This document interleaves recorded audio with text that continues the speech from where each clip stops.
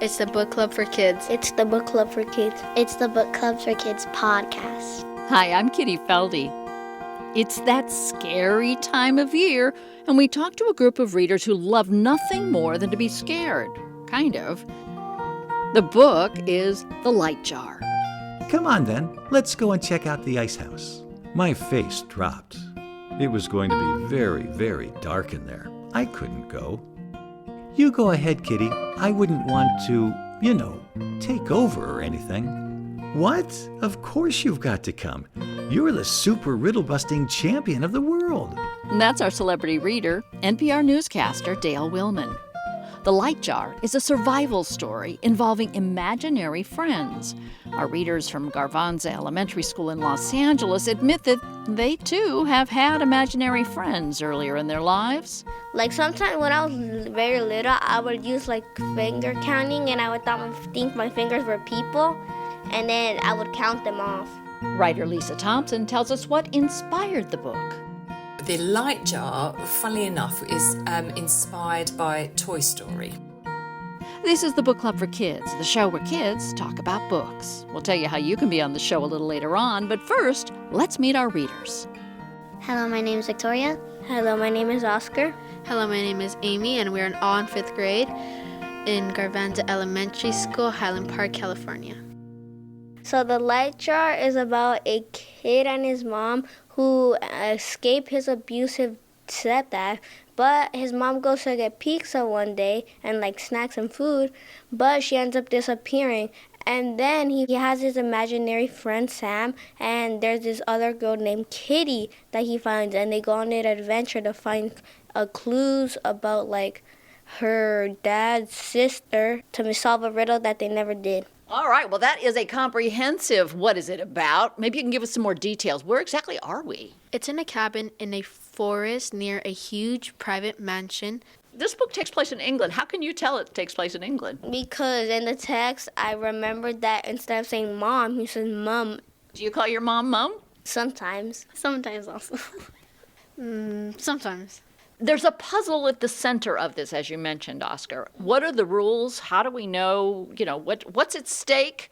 Why are we even doing a puzzle? The puzzle is to make sure that they find something that their grandfather had hid many years ago before he passed away. And how does it work? How does the puzzle finding work? The puzzle finding works because there's pieces of paper, and since Katie already had one, it gives her a clue where to look. And it tells her to look somewhere beneath the trees, and she finds it. It's like a scavenger hunt, but with riddles. And they put the riddle notes in the book. Could you figure it out before the characters in the book did? I was able to figure out the first one, the second one, the third one, and the last. So all of them. Well, I only figured out the first one. How about you? I only figured out the first one and the second one, but not the last one. I was able to figure out the first and the second one based on the clues that they were giving us in the book. Yeah, and can you anybody remember one of the notes just for an example of the kinds of things they were asking? It was talking about how they had to look in the trees with a lot of roots coming out. Well, that was the first one. I remember the second one where it showed an image of a house and ice. It was actually the cabin, and it was hinting that there was something in the cabin, but there wasn't. I'm surprised. How did he figure that out? That's my question. It's so hard. Yeah, how did you figure that out, Oscar? Because, I showed a picture of the cabin in a house, but the thing was, since they couldn't find anything in the house, I thought it was outside, near the house, since it was in the garden of the cabin. Who's good at solving puzzles anyway? Are any of you guys puzzle? Okay, Oscar raises his hand, and we get a maybe from over here. Well, let's hear a bit from the book where Nate's new friend Kitty is curious about a rather unusual toy. Our celebrity reader is NPR newscaster Dale Willman. So what's this thing? She said, picking up the Ask Me a Question magic ball. It's just some silly game. You think of a word, and it reckons it can read your mind. Kitty fiddled with the switch, and the ball burst into life, flashing and playing a little tinkly tune. She held it up to her lips. "Where is Charlotte's treasure?" she said into the little speaker. I snorted. "No, it doesn't work like that. You think of something in your head and then answer its questions. It's stupid, really." Kitty stared at the little device in her hand, closed her eyes, and scrunched up her face. She was obviously taking it very seriously. Then she pressed start and began to answer the questions. When she got to the end, the ball went into overdrive mode as it guessed the correct answer. She looked at me, wide-eyed. "That is amazing," she said, staring at the ball for a bit before putting it down on the table. "Right.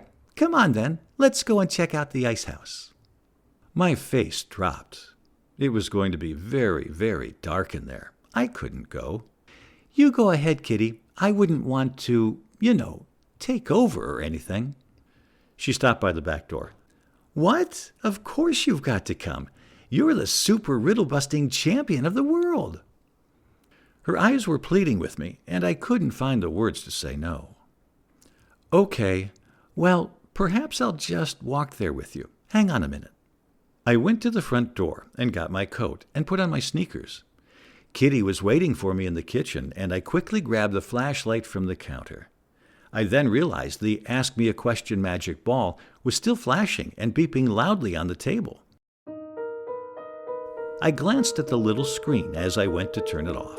It was scrolling past really quickly. I looked at Kitty, but she had her back to me. I read the little words. "I've guessed it. You are the loser. Your secret word was, wait for it, boyfriend." Oh boy, I thought. There's a character in this book actually a couple of characters in this book that don't really exist. Talk to me about imaginary friends. Do you guys... I don't have any imaginary friends, but in my mind to help me, sometimes when I was very little, I would use finger counting, and I would think my fingers were people, and then I would count them off. I had imaginary friends during, when I was little at the age of 6 to help me during math when I couldn't figure out the answer. I don't know. It was just I was creating fake solutions to figure out this problem, and eventually I got a solution that actually worked. Well, that's so interesting. When I think of imaginary friends, I think of it because I didn't have any, but I always think that they would be when I was lonesome, that I would have an imaginary friend. But you guys used them to help you solve stuff in school. That's so interesting. Did you have an imaginary friend? Yeah, his name was Mr. Longhands. He would help me. He would help me with reading, so his hands would help me go through the book. Our hero is reading a book that he takes with him that seems to give him all the answers to all kinds of things that they need to take care of in this adventure. Tell me a little bit about this book he's reading. So the book is actually called Scary Stories to Tell in the Dark, and it's about all these creatures, and in that book it does give us clues about the third riddle, I think. It teaches them what to do technically. It guides them. So this is a survival story because you've got this kid who's, about 8 years old, who is living in the woods. His mother's not there. There's snow outside. Could you survive? Yeah, I'm pretty confident because I do know how to plant. My cousins have taught me. I know how to sew a little bit, and I know how to cook my own food. How about you? Will you survive? I probably... most likely 89% probably because, I only know how to cook and do watch survival documentaries. Most likely 89%, yeah. I would definitely survive. I've read many books on how to survive in the wilderness alone. I know how to set a bonfire, a pyramid fire. I know how to, and based on our resources that I'll be able to see around me, I'll use most of them, especially since I carry books. I'm always reading books on how to survive in the wilderness in case, we ever go camping and one of us gets separated and we get lost. I know what plants are poisonous, and that's common around our area in California. I think I have a high chance of surviving. I also think I have actually maybe there's like a 98% chance I'll survive because I like to play survival games, like survival games in the ocean, survival games on land, or survival games in the sky, and especially Minecraft. Now, Oscar, you're the one that recommended this book. You're the one that picked it up out of the library and you recommended it. Tell me why. I recommended it because I thought it was a good book. Like, it teaches you a lesson, and it teaches you that just because you're at the lowest point of your life doesn't mean great things can happen. You just have to see it. Do you guys have some questions for our writer, Lisa Thompson? What inspired you to make this book? Well, the light jar, funnily enough, is inspired by Toy Story. So in Toy Story, I'm sure everyone kind of knows the rough idea. It's about some toys, Woody and Buzz, and what happens when Andy, their owner, grows up. The whole storyline, I think, is wonderful for Toy Story. So what happens when your grown-up grows up? And then I just kind of put a twist on that and thinking, how about there's a child and their imaginary friend comes back. But this imaginary friend has been following them around and kind of waving their arms and I'm still here, but they can't be seen. So that was kind of the initial idea for the story.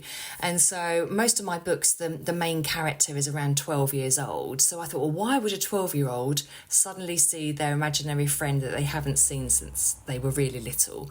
So I then thought I need to put them in a horrible situation or something stressful or something worrying that's going to bring this imaginary friend back. And I thought what's kind of quite scary and lonely, it will be a little cottage in the middle of nowhere. So that was kind of, having the setting really helped to then grow the story onwards from there, really. How long did it take for this book to be reviewed and then published to the public? So from the idea to the book ending up on the bookshop shelves, it's normally about a year. So I have, it's a bit like having homework to hand in. I have a deadline that I need to get my book delivered to my editor, the first draft, because there's many, many drafts. And normally I spend lots of time thinking about the idea, planning the story, although I don't really like planning. And then probably over 3 months or so, I write the first draft. Now with the light jar, I remember getting halfway through the book and not knowing what was going to happen next. But I knew how it was going to end and I didn't have time to waste sitting thinking about what's going to happen. So I jumped to the ending, finished the book and then went back to the beginning and went through it. And by that point, I kind of filled out the middle bit. So about 3 months for the first draft and then months and months of editing. So on the whole, about a year.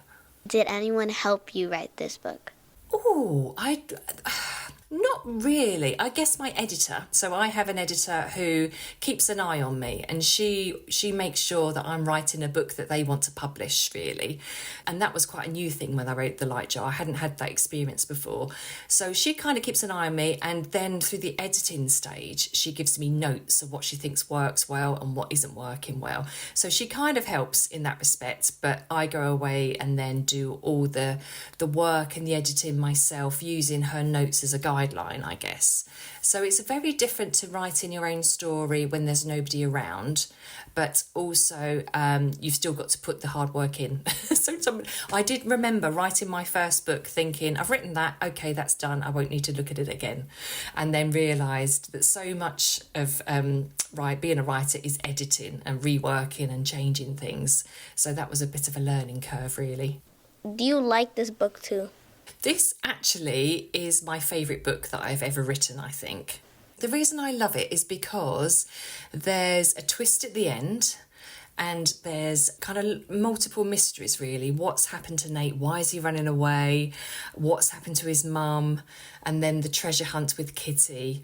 It's quite a dark book. It's not a happy, joyful book particularly, but I like books like that. I like books that kind of make me shiver a bit when I read them. So for that reason, it kind of is my favourite. And also, this is probably going to sound quite mean, but it made my daughter cry when she read the book. And she got to the end and she sobbed. And I remember holding her and thinking, it's done what I wanted it to do. It's really moved someone and made them cry, which sounds sad really, but when you're a writer you want to make somebody feel an emotion, and the fact that it had happened made me really happy that it'd done that. So.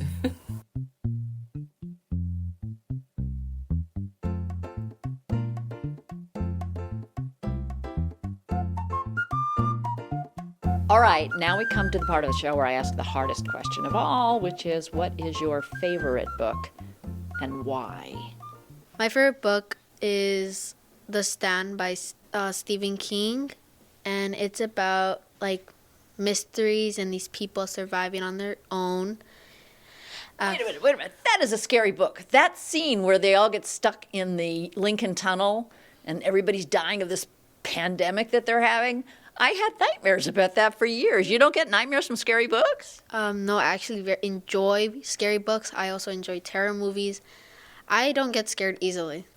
In my opinion, I like books like this. I like books, I'd say, about like nonfiction. I like nonfiction books. I like books about mysteries, like viruses, terror, scary, horror. My favorite book is actually The Light Jar. I already said that it teaches me like a lesson. When I'm at my lowest point of life, I still can, good things can still happen. It doesn't mean everything's bad. But I'm also like Amy. I don't really get scared that easily. More easily than her, though. I like to watch things too like that. But there's just something that's not really on the topic, but I think I would be able to survive a horror movie. Because, look, let's say we're in a scenario in the creepy house, okay? We move in. Why would I go investigate if there's no one else in the home? I would just leave, and the monster's not going to catch me. I'm so smart. My favorite book is A Good Girl's Guide to Murder because it's like a girl that tries to figure out who got murdered. I like it because there's a lot of plot twists in it, and it's really surprising. It's like so surprising. What about you, Lisa Thompson? What's your favorite book? It's really hard, but I think it's the book that changed my life, which I read when I was about, I would say, 7 or 8 years old. Very famous book. Everyone will know it, I'm sure. Charlotte's Web by E.B. White. And the reason is very similar to what I said about my daughter, actually, is that it made me cry and it made me sob. And I remember thinking when I finished the story, I can't believe this is just a book and it's had the power to make me cry, to make me physically feel emotionally exhausted from reading the book. And it's a wonderful book. It's not all sad. There's some lovely, lovely parts in the story. That book made me realise how powerful books could be, which was a real gift, because then I wanted to read books that made me laugh and books that took me on adventures and books that made me scared. And so it opened my eyes really to the world of books and made me want to be a writer and make other people feel something when they're reading as well. Got a favorite book, Dale Willman? It's kind of funny when I try and think about my favorite book of all time. That's because I don't think I have one. I travel a lot, and people ask what my favorite place is to visit, and my answer usually is the last place I've been to. I love every place I visit, and I love most of the books I read. I enjoy reading about the Adirondacks, which is a huge park near where I live, and I like to read about the park's history. And I like science books. Growing up, I loved the Hardy Boys and Tom Swift books. Now we recognize that they were sexist and sometimes more than just a bit racist. But as a kid, they took me to places I had never seen before, places I never knew existed. And that's what I love most about reading. I want to learn, and reading does that for me. But most of all, books let me visit places, sometimes real and sometimes imagined, all without leaving my comfy chair and pillow in my corner book nook. Books fire up my imagination, and I can't think of a better way to travel than by reading. We'll have a list of everybody's favorite books at our website, bookclubforkids.org, on our Books We Love page. And if you have a favorite book, you can be on the Book Club for Kids podcast, too. Just record yourself on your smartphone telling us your first name, the city where you live, and the name of your favorite book. Oh, and also why you love it, and then email the voicemail here at kitty@bookclubforkids.org. We would love to hear from you. And send a picture of you and your favorite book, and do not forget to get permission from your parents. Thanks this week to producer Chad Francis. Brandon Baker composed our theme with additional music from Andrew Walton. Emma Steinkelner designed our logo. Thanks to our writer, Lisa Thompson, and our celebrity reader, NPR newscaster Dale Willman. And thanks to our readers this week, Victoria, Oscar, and Amy, and their librarian, Jocelyn Nicdeo at Garvanza Elementary School in Los Angeles. We have a free newsletter for teachers, parents, and librarians full of tips about how to turn kids into lifelong readers. You can sign up at the website, bookclubforkids.org. Oh, and do tell a teacher or librarian about the Book Club for Kids. It's a terrific alternative to screen time and an opportunity for young students to be podcast stars. And if you like the podcast, leave us a review wherever you listen. It really helps others find the show. And by the way, if you are in the mood for a road trip, the makers of Book Club for Kids have created a new podcast, Honeymoon Road, Pete and me and our Model T. Here's a preview. In 1925, Pete and Gert got married. Pete was a boiler mechanic, Gert was a secretary, and she had just learned how to drive. So for their honeymoon, they said goodbye to their jobs and their families in Chicago and packed up their Model T Ford, bound for that land of promise, California. It was the adventure of a lifetime. Gert was quite the letter writer. Emporia, Kansas, September 20th, 1925. Dear Gang, your married sister is sure getting to be a first-class... She kept a running commentary about life on the road, sleeping in the car, meeting strangers across the way. It sure is great sport to talk to the different ones at the camps, all from different places and bound for some other place. They marveled at the wonders of America, the Mississippi River, the Kansas State Fair, and the Grand Canyon. It certainly is wonderful beyond anyone's imagination. The most wonderful thing I've ever seen or expect to see, unless it's heaven, and I might not get to see that. It wasn't all rainbows and romance. The honeymoon hit quite a few ruts in the road. Pete swore 3 times at me today, and I don't think he loves me anymore. 1 week tomorrow that we're married, and I suppose by next week I'll be black and blue with bruises. And those 1925 roads were no superhighway. I might as well do the driving because I watch the road just as much as Pete. He tells me not to, but if we're going in a ditch, I want to know how and where to land. But Pete and Gert never lost their love for each other or for their Model T. Getting so we feel at home wherever the Ford stops. Pete says he almost wishes he could ride on and on. Hi, I'm Kitty Felde. Join me and my cousin Marie Felde as we retrace our grandparents' honeymoon trip across the country, this time in a hybrid SUV. We'll be using Gert's letters as our roadmap, finding out what's left of that 1925 America. And we'll find out more about the car that made it all possible, Henry Ford's landmark Model T. Join us, won't you, for the road trip of a lifetime, Honeymoon Road, Pete and me and our Model T.